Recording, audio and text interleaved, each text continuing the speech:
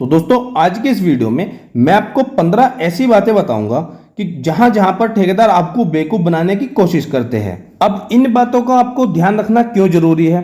एक तो दोस्तों आपके घर की मजबूती बिगड़ जाती है और दूसरा आपका पैसा भी वेस्ट होता है। अब दोस्तों घर बनाते हुए ठेकेदार आपको कहां कहां पर बेवकूफ बनाने की कोशिश करेगा, आज की इस वीडियो में जानेंगे पूरी डिटेल से। दोस्तों मैं पक्का आपसे प्रॉमिस करता हूं आज की यह वीडियो देखने के बाद आप ठेकेदार से बेवकूफ तो बिल्कुल नहीं बनोगे और आपका घर मजबूत भी बनेगा और आपका पैसा भी सेफ होगा। तो दोस्तों बने रहिए वीडियो के एंड तक। वीडियो स्टार्ट करने से पहले प्लीज वीडियो को लाइक शेयर और सब्सक्राइब करना बिल्कुल ना भूलें। तो ज्यादा देरी न करते हुए चलते हैं हमारे मेन टॉपिक। तो सबसे पहले आता है आपका ड्राइंग और एस्टीमेट। जी हाँ दोस्तों, घर बनाने से पहले आपको पहले ही अपनी ड्राइंग और एस्टीमेट जरूर बनवा लेना चाहिए। दोस्तों यह ड्राइंग और एस्टीमेट आप किसी सिविल इंजीनियर आर्किटेक्ट से बनवा सकते हैं। इससे आपको यह फायदा होगा, एक तो ठेकेदार आपको बेवकूफ नहीं बना पाएगा, आपको पहले से ही पता होगा कि आपका कितना कितना मटेरियल अप्रोक्सीमेटली लगेगा। दूसरा, आपको ड्राइंग के थ्रू यह पहले से ही पता होगा कि आपके घर का नक्शा कैसा रहेगा, आपके रूम का क्या साइज रहेगा, टॉयलेट का क्या साइज रहेगा, बेडरूम का क्या साइज रहेगा, हॉल वगैरह का क्या क्या साइज रहेगा। तो यह सब आपको पहले से ही क्लियर रहेगा। दोस्तों अगर आप 2D 3D ड्राइंग या फिर कोई एस्टीमेट बनवाना चाहते हैं तो दिए गए इस व्हाट्सएप नंबर पर आप मैसेज कर सकते हो। सेकंड पॉइंट है फुटिंग टैप। दोस्तों ठेकेदार आपको यहां पर बेवकूफ बनाने की जरूर कोशिश करेगा। वह आपको बोलेगा कि आपको फुटिंग की डेप्थ 6 फीट या 7 फीट क्यों रखनी है, इसकी तो कोई जरूरत ही नहीं, आर्किटेक्ट इंजीनियर ने आपको गलत बताया। दोस्तों वह बोलेगा कि आपको 3 या 4 फीट में भी बना सकते हो, इससे आपका कुछ नहीं बिगड़ता और मैंने तो बहुत सारे घर बनाए हैं, किसी में कोई प्रॉब्लम नहीं आई। आपको ठेकेदार की इन बातों में नहीं आना। आपको ध्यान रखना है कि जो भी आपको आर्किटेक्ट इंजीनियर ने बताया है 6 फीट तो 6 फीट या 7 फीट तो 7 फीट की ही गहराई आपको फुटिंग की रखनी है, क्योंकि फुटिंग की डेप्थ भी बहुत सारी कंडीशन को देखकर डिजाइन की जाती है। जैसे मकान का टोटल लोड कितना रहेगा, मिट्टी की सोयल बेरिंग कैपेसिटी कैसी रहेगी, उसकी कंडीशन क्या है और साथ ही आपका फ्यूचर प्लान क्या क्या है।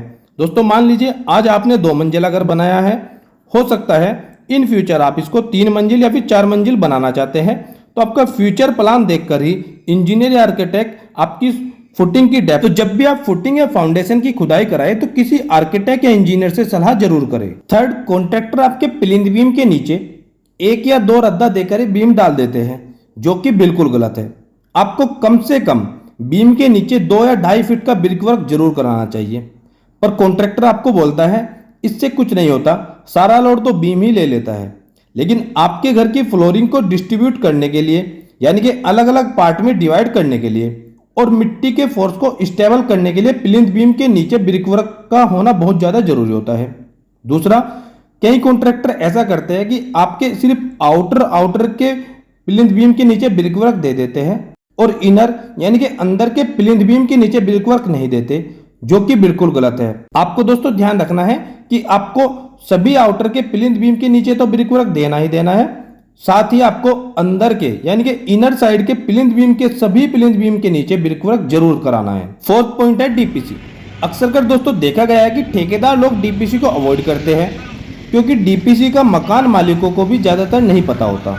अब डीपीसी के क्या क्या फायदे हैं यह ज्यादातर मकान मालिकों को नहीं पता होता, इसलिए दोस्तों मैं आपको बता देना चाहता हूं कि डीपीसी को देना क्यों जरूरी है। डीपीसी इसलिए जरूरी है, डीपीसी आपके घर में सीलन आने से रोकता है। आपने देखा होगा, जैसे कि आप देख पा रहे हो, कुछ इस तरह से आपका पेंट और प्लास्टर कुछ ही सालों में झड़ने लगता है, जिसका कारण है सीलन। तो इसलिए आपको डीपीसी जरूर प्रोवाइड करवाना चाहिए। और दोस्तों डीपीसी का भी एक लेवल होता है, आपको डीपीसी ध्यान रखना है कि जहां पर आपका फिनिशिंग फ्लोर लेवल रहेगा, यानी कि जहां पर आपका फिनिशिंग फ्लोर लेवल रहेगा ठीक उससे 1 या 2 इंच ऊपर ही आपको डीपीसी प्रोवाइड करनी है। इससे आपके घर में कभी भी सीलन नहीं आएगी और आपकी दीवारें सेफ बनी रहेगी। नेक्स्ट पॉइंट है आपका ब्रिकवर्क। दोस्तों आपको ध्यान रखना है कि सभी आउटर यानी बाहरी दीवारें 9 इंच मोटाई की रखें और इनर अंदर की सभी पार्टीशन वाल 4 इंच मोटाई की रखनी है। लेकिन ठेकेदार अपना मटेरियल और लेबर खर्च बचाने के चक्कर में आपको यह सुझाव जरूर देगा कि सारा लोड तो आपका बीम और कॉलम पर ही आएगा, तो आपको बाहर की दीवारें 9 इंच देने की क्या जरूरत है। आप बाहरी दीवारें भी 4 इंच मोटाई की रखें, लेकिन आपको ठेकेदार की इस बात में बिल्कुल नहीं आना है, क्योंकि बाहर की सभी दीवारें 4 इंच की देने से वह आपकी मौसम की मार को नहीं झेल पाती। इसलिए आपको ध्यान रखना है कि आपको आउटर की सभी दीवारें 9 इंच मोटाई की ही रखनी है। अगला पॉइंट है हमारा कॉलम लैपिंग। दोस्तों, कॉलम लैपिंग सही से नहीं की जाती या गलत जगह पर कर दी जाती है। तो कॉलम में जब भी कभी लैपिंग करनी हो तो वह कभी भी छत पर नहीं करनी चाहिए। अगर आपने स्लैब और बीम का सरिया जहां पर आ रहा है वहां पर लैपिंग कर दी तो यह बहुत गलत है, क्योंकि यहां पर बेंडिंग मोमेंट सबसे ज्यादा रहती है। तो आपको कॉलम लैपिंग स्लैब पर बिल्कुल नहीं करनी है। आपको लैपिंग हमेशा फ्लोर और स्लैब के बीच में करनी चाहिए। जैसा कि मान लीजिए आपकी स्लैब की हाइट है 10 फीट, तो आपको जो लैपिंग करनी चाहिए वह करनी चाहिए 5 फीट के अंदर, और वह भी अल्टरनेट करनी चाहिए। पूरी लैपिंग एक ही जगह पर नहीं होनी चाहिए, और जोगल भी अवश्य दे ताकि ऊपर के सरिये से आने वाला लोड नीचे के सरिये को इजीली ट्रांसफर हो सके। इन फ्यूचर बिल्डिंग में कोई प्रॉब्लम न आए। नेक्स्ट पॉइंट है आपका स्लैब थिकनेस। दोस्तों, आपको ठेकेदार कहेगा कि आपकी छत यानी कि स्लैब की थिकनेस 4 इंच भी रखोगे तो कोई दिक्कत नहीं होती, जो कि बिल्कुल गलत है। आपको ऐसा नहीं करना है। हमारा इंडियन स्टैंडर्ड 456 कोड यह कहता है कि अगर आप रेजिडेंशियल पर्पज से छत ढलाई कर रहे हैं तो उसकी थिकनेस आपकी कम से कम 5 इंच होनी चाहिए। सेम ऐसे ही अगर आप कॉमर्शियल पर्पज के लिए छत की ढलाई कर रहे हैं तो आपको इसकी थिकनेस कम से कम 6 इंच तो रखनी ही रखनी है। यह एक स्टैंडर्ड है दोस्तों, तो इसको आपको ध्यान जरूर रखना है और ठेकेदार की किसी भी बात में नहीं आना है। अब नेक्स्ट पॉइंट है स्लैब स्टील।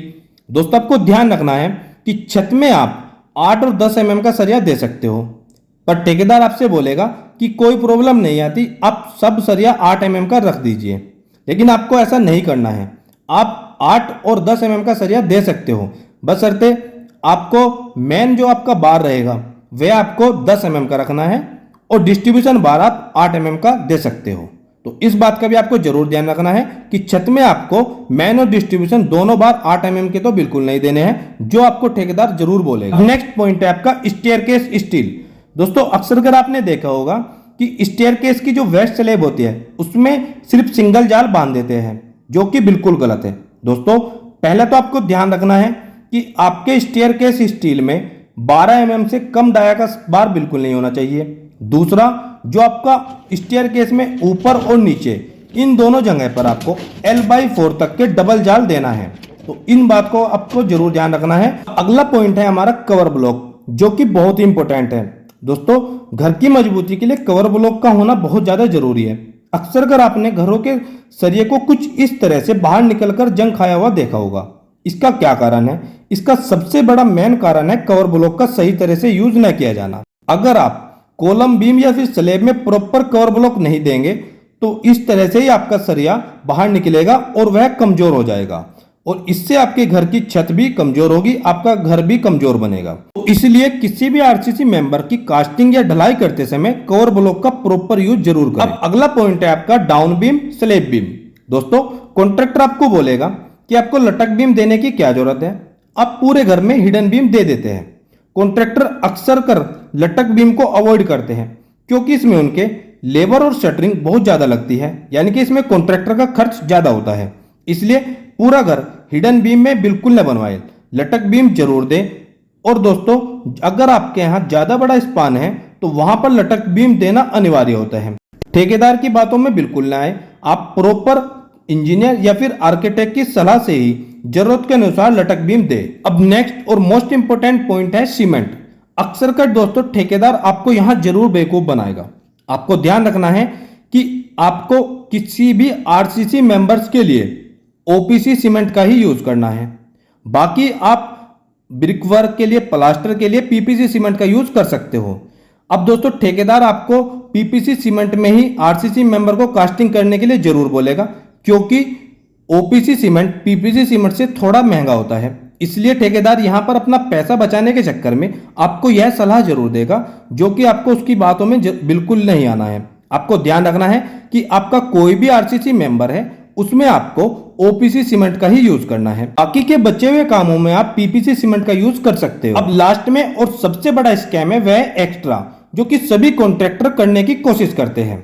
वह क्या होता है कि दोस्तों, कॉन्ट्रैक्टर आपसे बोलेगा कि आप छज्जा 1 फीट बढ़ा लीजिए, बालकोनी 1 फीट बढ़ा लीजिए, कुछ इस तरह की बेतुकी सलाह देगा, और जो भी उससे आपका रेट फिक्स हुआ है उसके अनुसार उसका अमाउंट बढ़ जाएगा। इसलिए ठेकेदार ऐसा सलाह जरूर देते हैं। तो फ्रेंड्स, आप कॉन्ट्रैक्टर की इन बातों में बिल्कुल ना आए और अपनी जरूरत के अनुसार ही बालकोनी और छज्जा रखें। तो दोस्तों, यह कुछ ऐसे सुझाव है जो अक्सर कर कुछ ज्यादा ही समझदार ठेकेदार आपको देकर बेवकूफ बनाने की कोशिश करते हैं। तो ऐसे ठेकेदारों से सावधान रहे और उनके इस तरह के गलत सुझाव के चक्कर में बिल्कुल ना आए।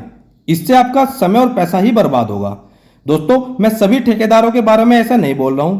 कुछ ठेकेदार ऐसे भी होते हैं जो कि बहुत अच्छे होते हैं, वह अपना काम तरीके से करते हैं। दोस्तों, जब भी आप अपने घर का निर्माण कराएं तो आप जरूर किसी आर्किटेक्ट या फिर इंजीनियर से सलाह जरूर करें, उसी की देखरेख में घर का निर्माण कराएं। तो दोस्तों, आज की वीडियो में बस इतना ही। दोस्तों, आपको वीडियो कैसी लगी प्लीज कमेंट सेक्शन में जरूर बताइएगा। और दोस्तों, जाते जाते प्लीज वीडियो को लाइक, शेयर और सब्सक्राइब करना बिल्कुल न भूले। और मेरी आने वाली और भी अच्छी अच्छी वीडियो की नोटिफिकेशन के लिए बेल आइकन को प्रेस करना भी न भूले। मिलते हैं दोस्तों एक और नई वीडियो में, एक और नई वीडियो लेक्चर के साथ। तब तक दोस्तों, आप सबको मेरा नमस्कार।